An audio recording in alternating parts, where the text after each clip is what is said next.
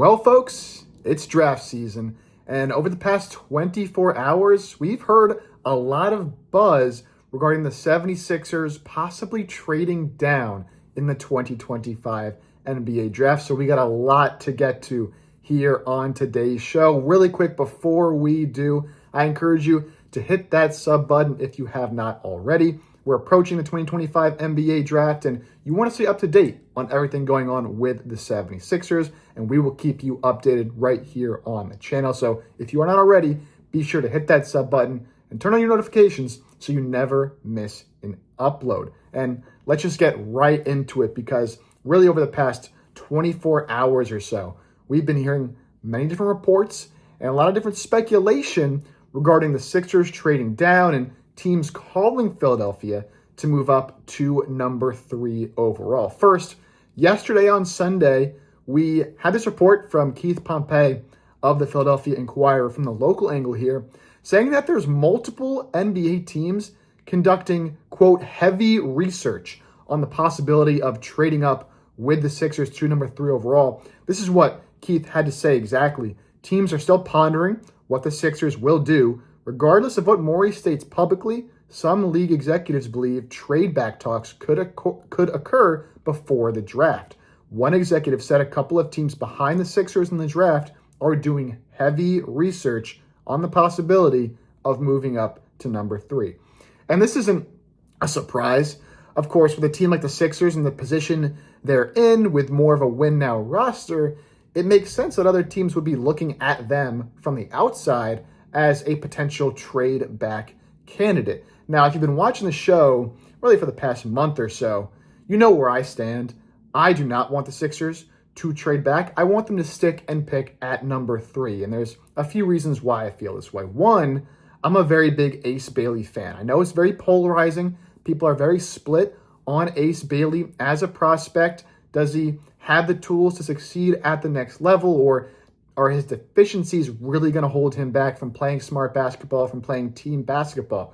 For me personally, I'm a fan of the length, the size. Even though he's not 6'10", like everyone says, he's still 6'7", 6'8", with shoes on, still going to fly in the NBA. And with his long arms and his shot-making ability, even though he doesn't create a lot of separation off the dribble and does struggle to get to the rim sometimes, I think his potential, what he could be, because a lot of these prospects, there's no guarantee that any of these guys reach their potential, right? So if I'm at number 3, I want to take a swing for that upside. And I think Ace Bailey absolutely has that upside. But regardless of whether you're an Ace Bailey guy or you are a VJ Edgecombe guy, I think most fans would agree that you'd rather just pick one of those guys at number 3 than trade farther down the board and not get either of those two.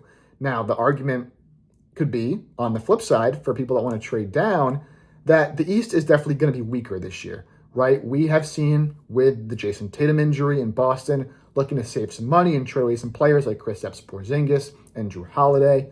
With the Damian Lillard injury in Milwaukee and the uncertain future of Giannis Antetokounmpo, the East really wide open next year. Obviously, you have the Pacers, you have the Knicks, you have the Cavs, who there's been some trade rumors around them with Darius Garland.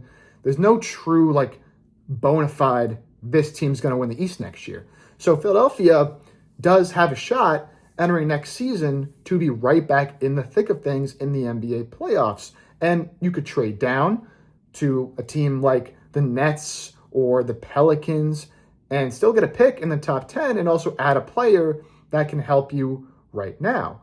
The thing to me, though, is that it all depends on Joel Embiid anyways, right? If Joel Embiid's not healthy, this team doesn't have a shot. And if he's not healthy and playing, maybe not at an MVP level, but at a high enough level where this team can compete, then it really doesn't matter if he's not on the floor. So I'd rather still take a guy at number 3 that you think can have long-term star upside, thinking beyond Joel Embiid and Paul George. I think Ace Bailey can do that. And also for the Sixers, another reason I'd make the pick at 3 and not consider a trade down, how likely is it they're going to be in this situation again next season? Because they kept their pick this year, right? Their pick next year goes down to top 4 protected. So if it doesn't finish 1, 2, 3, or 4 in the draft, it's going to go to Oklahoma City. And I'd strongly bet the Sixers are not going to be another bottom-feeding team next year, even, with everything they dealt with this past season, it's hard for me to say that they won't be much better going into next year. So they're probably going to lose the pick. And even moving forward, like with the roster and the core they have, even if Paul George and Joel Embiid are not there, are they really going to have another opportunity to pick at top 3 in a draft like this? I don't think so. It's a very unique opportunity for a contending team, and I would take advantage of that opportunity by taking a player who, at number 3 overall, could have real star upside, and you can start thinking about your future and that future core with Tyrese Maxey, with Jared McCain, with Quentin Grimes, and then whoever else you pick at number 3. But again, it does make sense that other teams would look at Philadelphia and say, man, if we give up a rotation player here that could make an impact for them, and then we give them our pick, maybe we can jump up to number 3. But the fact that these teams are looking to trade up just makes me feel even more confident about Philadelphia picking at number 3, because other teams like the prospects there in that range. So if I'm Philly, it all depends where Daryl Morey and the Sixers front office have all these different prospects, where they're ranked in relation to each other. Do they see a big gap between the 3rd and the 7th best prospect? To me, there's a pretty decent gap there. But, to Morey and the people in the Philadelphia front office, maybe they don't see as big of a gap between those prospects, and they think trading down could be of value. So that was on Sunday. Keith Pompey reporting, that teams are doing heavy research into trading up with Philadelphia. And then today, we get Kevin O'Connor of Yahoo Sports on the Kevin O'Connor Show saying that the New Orleans Pelicans, who hold the 7th overall pick, like Ace Bailey as a prospect and could attempt to trade up with the Sixers to acquire the 3rd overall pick to guarantee them a shot at Ace Bailey. Kevin O'Connor saying, I've heard the Pelicans at number 7 like Ace Bailey. Joe Dumars is there. Sounds like he really likes Ace Bailey. Could try to trade up to number 3 to Philly or number 4 with Charlotte. That, to me, is the best case scenario for the Sixers, is you trade down 4 spots. So Kevin O'Connor here saying he thinks Philadelphia should look to trade down, and New Orleans is a team that could move up. So I'll say this now in regards to trading down. You know where I stand, I wouldn't do it. But if the Sixers do want to go that route, they want to go the trade down route, and they're kind of have made their mind up that they're looking to go in that direction for this organization to try to compete more heading into next season, and the Pelicans are the team that they're looking at, I'm asking for either Trey Murphy or I'm asking for Herb Jones. I think Herb Jones is more likely on a cheaper contract, and Trey Murphy probably the better player, although Herb Jones, we talked about on the show before, an all-world defender. When he's healthy, he's an all-NBA defensive type of guy. We've seen the impact somebody like Alex Caruso has had for the Oklahoma City Thunder. I think Herb Jones can have that exact same kind of impact, and he was really growing his game offensively before his injury this year. And again, he's team controlled for the next couple of years, and he's on a very cheap contract.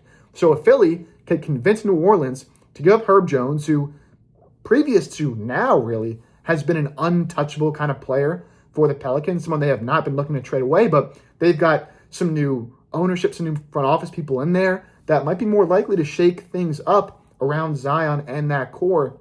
You go get Ace Bailey. If you're the Pelicans, you trade up, you send out Herb Jones to Philadelphia, and the Sixers still have the 7th overall pick, and then you get a pretty good prospect.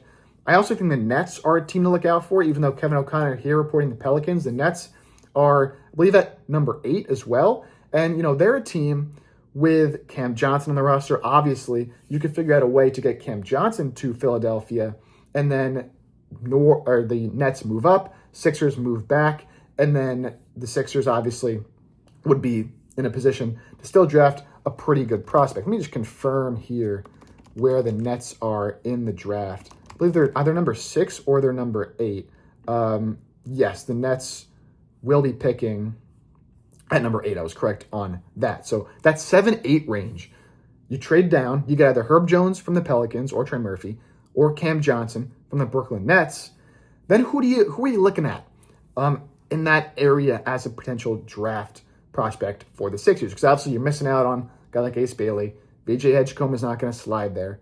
I'm really looking at Con Knuppel, the guard/wing from Duke, as probably the ideal fit for Philadelphia. If you ask a lot of scouts and draft people around the NBA in general, they'll say, outside of Cooper Flag, obviously, Con Knipple might be the most NBA-ready guy right now. He is a fantastic three-point shooter. Some of the Sixers desperately struggled in last year.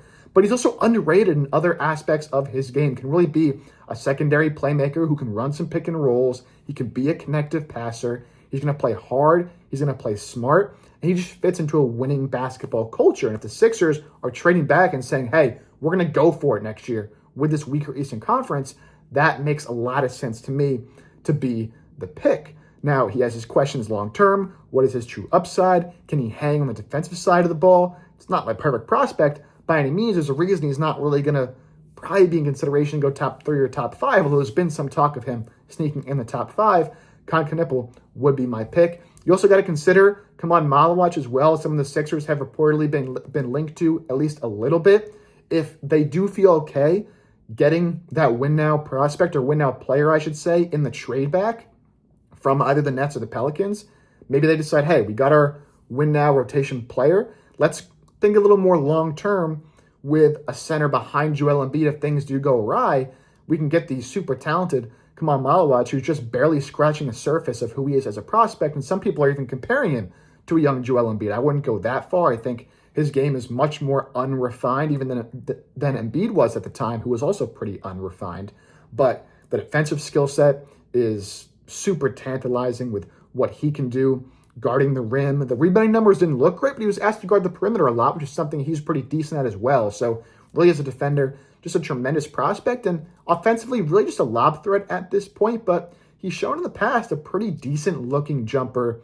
I'd be pretty surprised though if that does become a part of his long-term offensive skill set. So the Sixers going to have a pretty big decision to make come NBA draft time. Do they stick and pick?